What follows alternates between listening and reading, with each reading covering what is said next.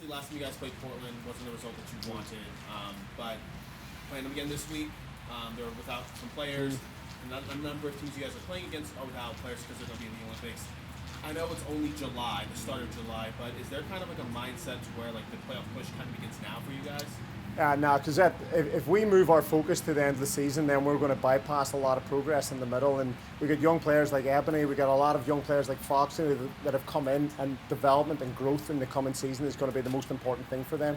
If we veer towards we won a game and we're doing great, then we lose sight of what we're here to do, which is get better on a daily basis. If we take care of our development and allow players such as Ebony, such as Foxy, such as Freya and Sav to continue to grow, the playoffs will take care of themselves. And now you have, like I said, last time you guys played Portland, you didn't have Ebony and Derma. What kind of impacts have they made so far that you've noticed? Were you kind of expecting this kind of production out of them this early? Yeah, not totally surprised, to be honest with you. First and foremost, it's fantastic to have players like Gemma, players like Ebony, and being able to attract them to come play for our club in the city. That's a huge statement for us.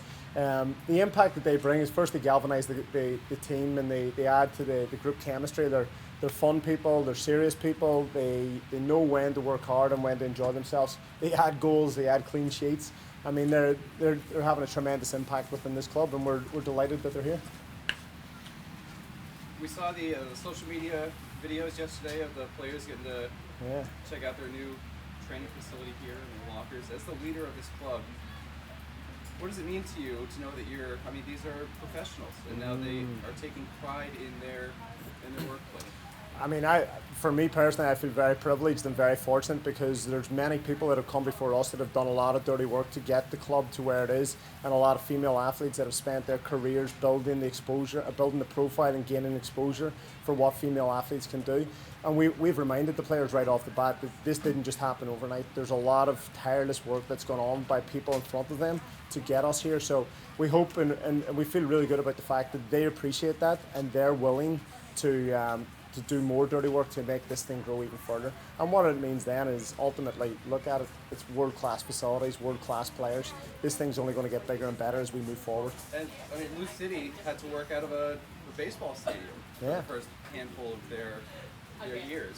Yeah. To have the stadium and this training facility in your first year, what kind of a head start does that give you, not just on training, but on recruiting? I think it makes a big difference for us in the recruitment side and the training. You know, we're able to get out there and train without issue, and it's all very nice. I think what we wanted to make sure is that when the players came in, they understand that this is not the norm across the league. This is the exception. And we're very fortunate to have someone like Michelle Batos, and I'm sure she'll tell you in 2013 when she was coming in to play for Seattle, she was on Craigslist trying to find her accommodation from Japan, trying to figure out how does she live and survive. Having coached at other clubs where we would train at a different field every day, where we didn't have showers in the locker room. That's all part of the progress that we've all gone through, and it's good that we have people around the club that can appreciate what it used to be and how important it is to keep our feet on the ground and not get comfortable in these very lavish surroundings, but we will also use it to our advantage. It allows us now to hold the players to professional standards. They get their food, breakfast and lunch, they get treatment in there, they get on the field, they get video. I feel very privileged, and I'm glad that this group of players are the players that get to experience it. Should this be the norm, not just for your league, but for women's professional soccer, or is this extra special?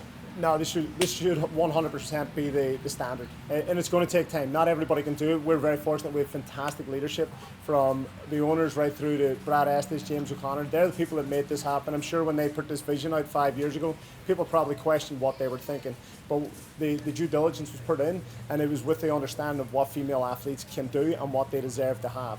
And there's no two ways about it that the athletes that come here are going to thrive, and it's going to be a standard that continues to push the bar across the world. This is not just about Louisville, this is not just about America, this is worldwide. I don't know if there's a facility specifically built for a female team that is of this level. And that's important for the players to know, and they appreciate that and they feel respected, and it allows us to keep pushing them and push their performances on the field. Christy, will you comment on the impact that a veteran like Yuki has had on this team, especially the younger players? Absolutely. We got. I think when we went through the recruitment process, there was a lot of people that questioned some of the draft picks that we picked, but we were very intentional about the people we brought in. The seniority that we brought in was Yuki and Michelle, people that have had various different experiences within the league, had a huge amount of respect from across the league. The younger players that we brought in are people that are hungry and humble. The more experienced players were coming in Natty and Nadeem in Gemma, very specific players that can use their experiences to help influence and grow younger players. And that for us, again, well, for me specifically, I'm very fortunate to have those type of personalities in the team, because it takes a weight off my shoulders. They go in the locker room, they have the conversations, and they set the standards and lead the way. So it's a marvellous impact across those 4 or 5 players, and there's some younger players like Savannah McCaskill that are stepping up to the plate as well and trying to have that influence, and it's a really great situation to be in. One more question about Germa and Ebony. You mentioned progress is always the thing Joyce strive for. How have they helped with the team's overall progress in your eyes? Absolutely. I mean, these were players that we targeted from, I think it was November last year. We were targeting them as we were going through the expansion. So it's every piece that we try to bring in here is it's complementary pieces and brings more balance to the team. So Gemma brings leadership across the back line and world-class talent. Ebony brings a goal-scoring threat up front that is a natural forward. So it actually helps just add depth to the positions that we needed. But also, you know, they've come from a country where soccer it's a cultural sport over there. It's something that they live for, and they've brought that with them. They've brought a jovial aspect to what they like to do, and enjoyment and a smile to what they like to do. But then when they're on the field, they want to play. They want to play, they want to compete, and they don't want to sit in these comfortable surroundings. They've got aspirations to being in the England team and going to World Cups, and that's infectious for every player here in the club.